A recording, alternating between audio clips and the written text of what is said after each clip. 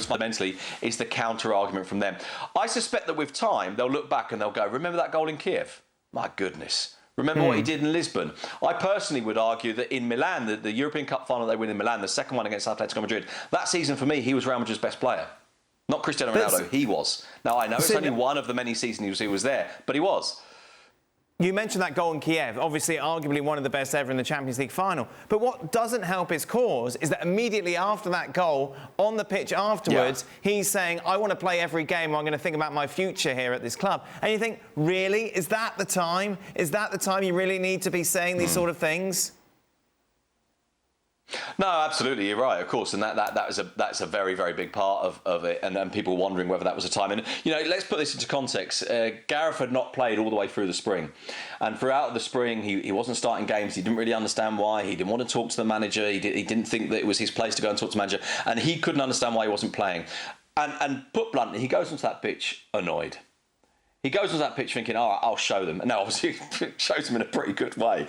But at the end of the game, that kind of feeling, that sense of that sense of vindication is still there.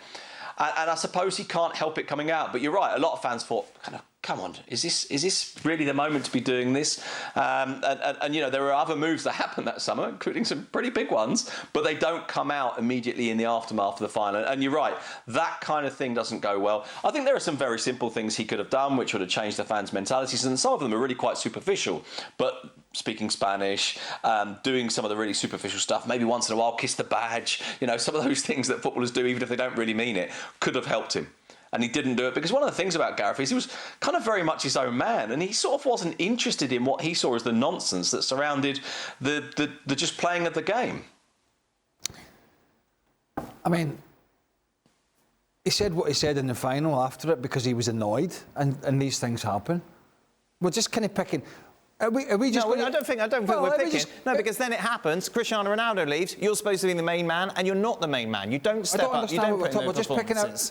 This man, and Sid used the word Colossus. This man has had a colossal career. Most definitely. And we sat for 2 days now, and other media outlets are doing the same thing, and all we're doing is picking out the subtly silly negative stuff. No, but I think it has a reason as to why he isn't heralded as one of the greats at Real Madrid. And that's what we're trying to discover here. Right. I know you like Gareth Bale. I know you're a Bale apologist. You do. You've always stuck up for Gareth Bale. Always, and that's fine. You admire him, and that's cool. But what he didn't help his cause in some ways. I'm not a Bale apologist. What you're talking about, I don't apologise for any player over another.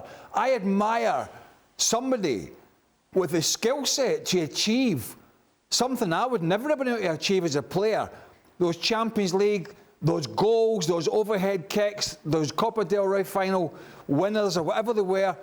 I admire that. I don't condone some of the other behaviour, but I just feel now Gareth Bale has retired. Let's concentrate on all the stuff that happened towards the end of his career, because none of the rest of it happened.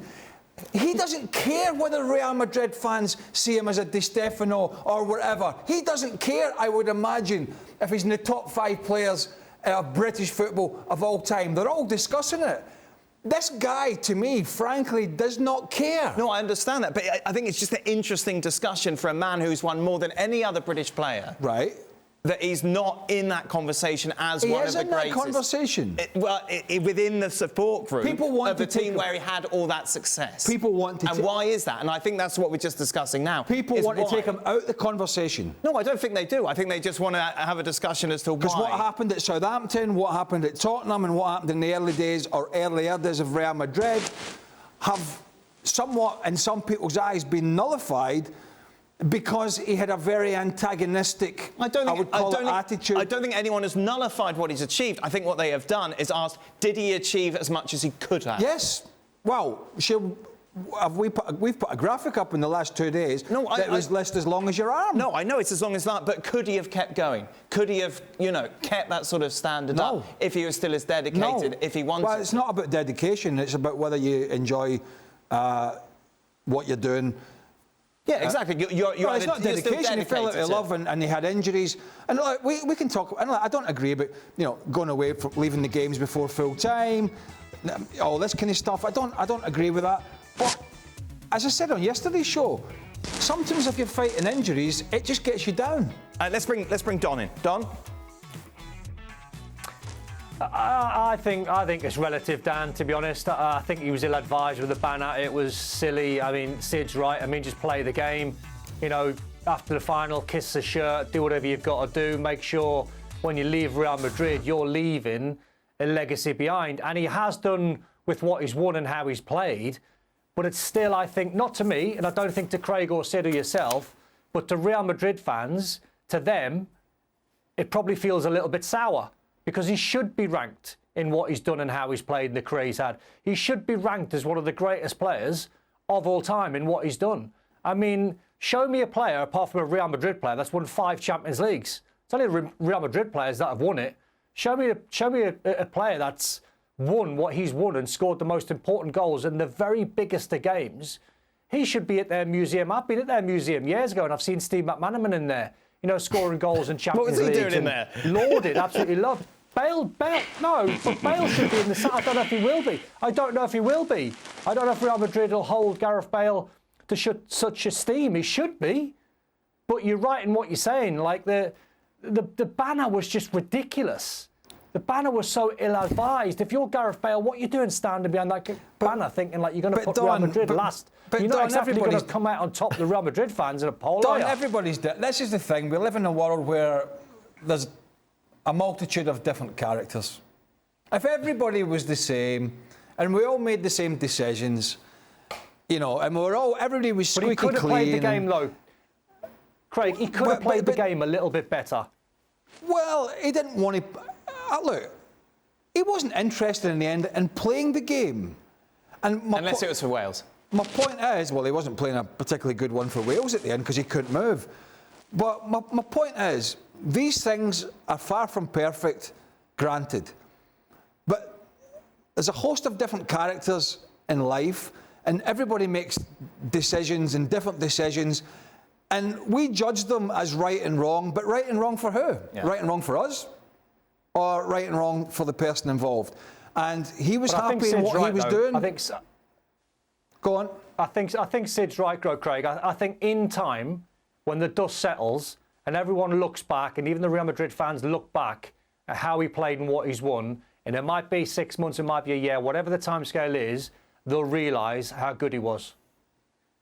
I think, Sid, the thing that will just kind of grate with Real Madrid fans overall is that for them it's just incomprehensible that you've got a Real Madrid player that doesn't have Real Madrid as their priority, as their number one. And I think that's what kind of struck them the most, wasn't it? Yeah, sorry. Yeah, of course. And look, one of the things here is remember, as we were saying before, right? We're talking about fans. Okay, so we're talking about people for whom this club is their everything, and they kind of want their players to be in a position where this club is their everything as well. And when they get the feeling that there is a player, however talented he is, who maybe doesn't think this club is their everything, then of course that grates. And by the way, the better the player, almost the worse that is. So for example, let's take Gareth Bale as the example. You look at him and you go, that's the guy that just scored the most unbelievable overhead kick I've ever seen in the European Cup final in Kiev. Why did I watch him then spend 5 weeks doing nothing when he can do that? Now, if you've got a player who can't do that, but he runs around a lot, you know that he's giving everything that he's got. But in a way, Gareth almost kind of set the bar too high, you know, because those moments were so good that creates, if you like, a degree of expectation or a demand of him that is almost worse. And in the end, we come back to something very simple. We're talking about fans and we're talking about legacy and we're talking about memories, right? So you look at this and you say, ask Real Madrid fans what they think, for example, of the British players who play for Real Madrid. And the response isn't just about how good were they, what do they win? It's about how did they make you feel every week when you went to the Bernabeu to watch them? How much did you feel like they loved being at Real Madrid? How much warmth did you feel towards them? And that is why, contradictory though it sounds, a lot of Real Madrid fans will say, you know what, Steve McManaman was amazing. Because Steve, well, by the way, Steve won 2 European Cups and 2 league titles, so he was incredibly successful as well. But they go, there was a warmth there. They will look at David Beckham, who actually was part of the team that went 3 years in a row without winning anything, which is the worst run in 50 years at Real Madrid. And he was actually systemically, even though it wasn't David's fault individually, systemically part of the problem, that whole Galacticos idea. But they watched Beckham every single week fly into tackles, seem to care. Stand in the centre circle at the end of the game, applaud all four sides of the ground when the rest of his teammates had already gone. They had this sense that Beckham knew what this was. This is Real Madrid, and he embraced it, and he wanted us to know that he thought, yes, you're the biggest club in the world. And all of those kind of elements play into how a player is received. It's not just about how good he is, and I suppose in a way that's the bottom line with Bale, and in a way it's almost worse that he was so good.